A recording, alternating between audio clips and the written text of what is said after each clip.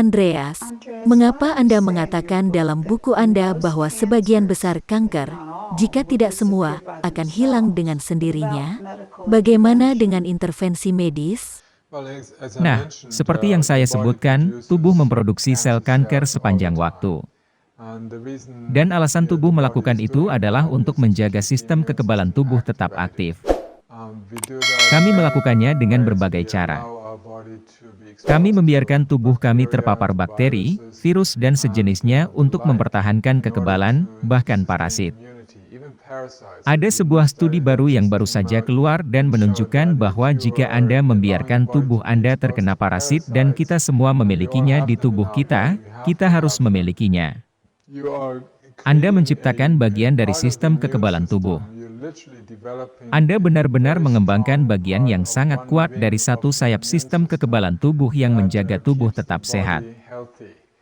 Dan mereka menunjukkan ketika parasit hilang, Anda menjadi rentan terhadap asma, misalnya, atau parasit alergi lainnya.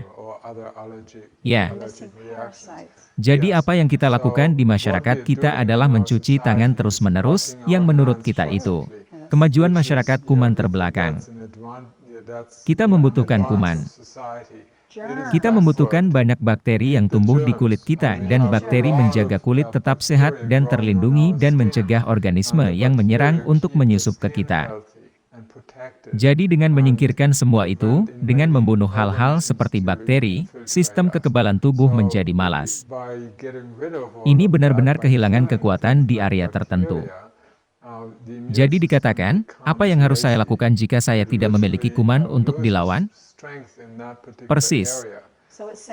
Ini tidak digunakan. Kapan? Anda sedang mengembangkan sel kanker yang menjaga sistem kekebalan tubuh tetap aktif dan hidup.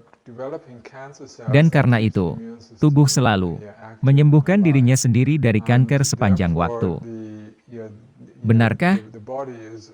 Ya. Tapi ada yang pasti.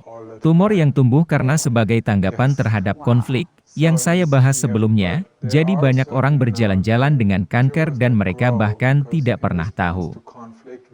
Dan ketika Anda benar-benar melakukannya, mereka melakukan otopsi pada orang-orang yang menyeberangi masa lalu yang meninggal, dan mereka menemukan bahwa hingga 55 atau 60% dari mereka memiliki tumor dalam tubuh, tumor kanker. Dan mereka tidak pernah didiagnosis untuk mereka. Mereka tidak mati karena tumor, mereka tidak mati karena kanker.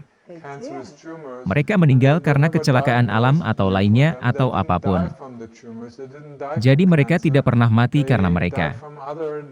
Jadi itu benar-benar menunjukkan bahwa sejumlah besar kanker yang dimiliki orang tidak pernah menyebabkan kematian mereka. Jadi kanker itu sendiri bukanlah pembunuh yang dibuat-buat. Dan tumor Anda datang dan pergi. Secara harfiah 95% dari semua tumor, mereka datang dan pergi sendiri. Jadi tubuh menyembuhkan mereka ketika stres dan kontaminasi, penyumbatan teratasi, ketika mereka mulai mengubah pola makan mereka. Jadi mereka mungkin menderita kanker dan mereka tidak pernah tahu karena tidak akan pernah berkembang atau akan mengalami kemunduran. Jadi tubuh tahu bagaimana mendengar kanker. Jika kita mengubah lingkungan, kebiasaan makan, ketika kita mendapatkan lebih banyak sinar matahari, misalnya, orang memiliki lebih banyak tumor di musim dingin. Mengapa? Karena vitamin D rendah, oke? Dan saat itulah orang masuk angin dalam flu. Mengapa orang terserang flu? Anda tidak terkena flu. Mereka berbicara tentang dikurung. Dan ada lebih banyak kuman. Anda berada di dalam ruangan, Anda memiliki lebih banyak kuman. Tetapi kuman itu sendiri tumbuh di dalam tubuh. Kapan? Anda tidak keluar, Anda tidak berjalan. Anda tidak memiliki cukup paparan sinar matahari, oleh karena itu Anda tidak membuat cukup vitamin D. 85% orang Amerika kekurangan vitamin D, banyak dari mereka sangat kekurangan vitamin D. Setiap pasien kanker kekurangan vitamin D. Itu seharusnya memberitahu kita sesuatu. Ada studi baru yang baru saja keluar 2 hari yang lalu dan dari salah satu universitas bernama Crichton University.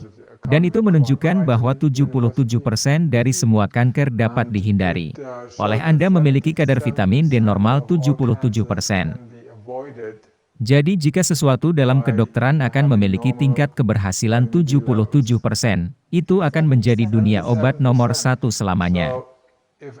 Ini akan seperti hal yang mencengangkan. Kemoterapi, sebagai perbandingan, memiliki tingkat keberhasilan 2,3% di Amerika, 2,1% di Australia. Radiasi tidak bernasib lebih baik. 1%. 22%. Jadi perawatan versus perawatan sinar matahari. Paparan sinar matahari menciptakan vitamin D, tidak ada perbandingan.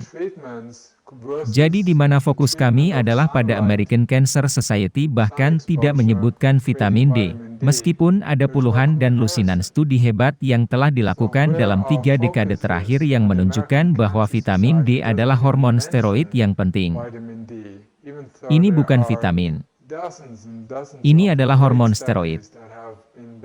Ini hanya disebut vitamin yang diproduksi sebagai respons terhadap paparan sinar matahari. Itu ketika Anda memiliki level vitamin D Anda normal. Anda tidak masuk angin, Anda tidak menderita flu. Anda tidak akan mudah sakit, dan Anda tidak akan terkena kanker. Dan Anda juga tidak akan mudah terkena penyakit lain seperti diabetes dan penyakit jantung, karena semuanya terkait dengan kadar vitamin D yang ada di tubuh Anda.